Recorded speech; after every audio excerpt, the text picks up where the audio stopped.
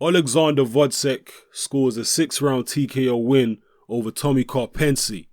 For those of you who are not familiar with Tommy Karpency or need your memory jogging, Tommy Karpency was the guy who fought Adonis Stevenson in Stevenson's last fight. Stevenson actually bombed him out in 3 rounds with relative ease. In this fight here between Gvozdyk and Karpency, it wasn't quite so straightforward for the up-and-coming contender Gvozdyk. He is now 11-0 after this fight, and he had a scare in the first round against Karpency. He was dropped pretty heavily by a right hook. It was a defensive error, and it was, I guess, defensively irresponsible from Gvozdyk, the way that the knockout occurred. Karpency was very close to him, and Gvozdyk was standing straight up. He didn't have his left hand up, and Tommy Karpency, who is a southpaw, threw a lead right hook, which, you know, from very close up, which caught Gvozdyk bang on the chin, and he went down heavily. He was legitimately hurt, but it has to be said he recovered very, very quickly. He was a little shaky when he got up. His legs was a little rubbery, but yeah, he managed to get it together within, 10, 15 seconds, and he was okay again after that. Karpency couldn't really capitalize, but look, you got a guy like Karpency, he's not somebody with a huge KO ratio, so he's not someone that really has the skills to break opponents down and take them out and all that type of stuff. So I'm sure Karpency did as well as he could to try and get the finish. He might be kicking himself now, looking back at the fight, thinking, you know what, I had him down and maybe I could have won. But to be honest with you, like I say, I think he did as well as he could have done, given the kind of fighter he is and given the kind of skill set that he has. Anyway, after the first round, Gvozdyk got in control. In fact, even towards the end of the first round, Gvozdyk was getting back on top of things again. Karpency did hit him with that right hook a few times. That was obviously something that they'd worked on perhaps in training, because he did catch him a few times with that particular punch. And Gvozdyk, to be fair to him, either he made the adjustment or Karpency stopped throwing it. Maybe a little bit of both. And he dominated the rest of the fight. Gvozdyk is the guy who is promoted by Bob Arum.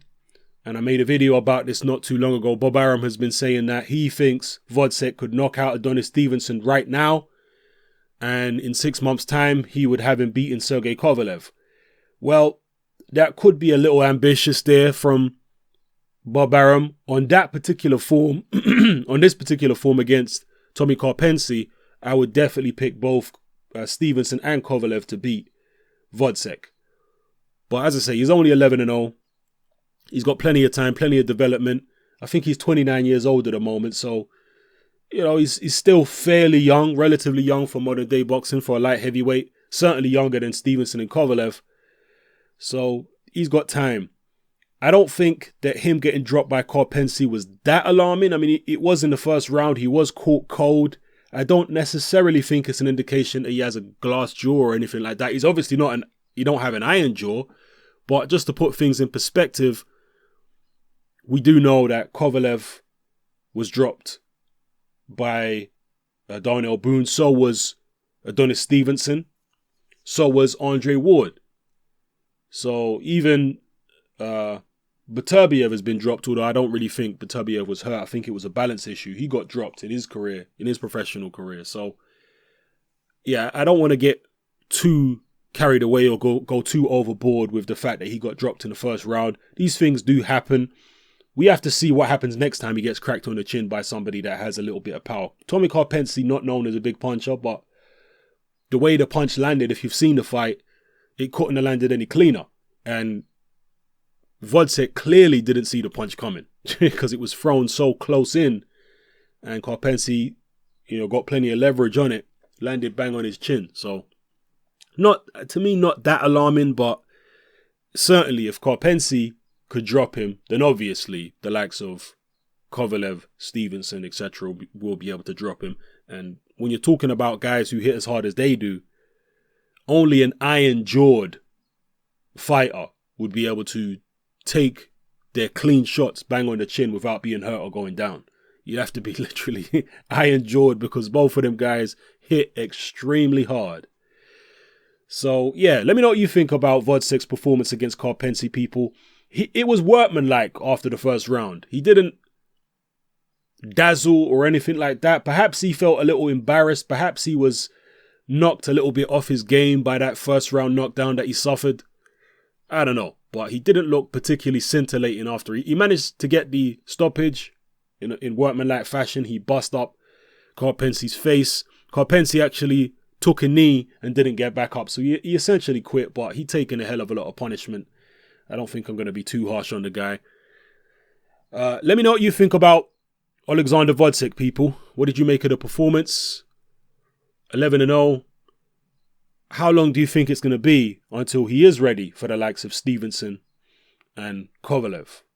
How do you think he would do against them now? And do you think he'll be able to beat these guys in the future? I think he is an interesting addition to the light heavyweight division, but they might have to pump the brakes a little bit.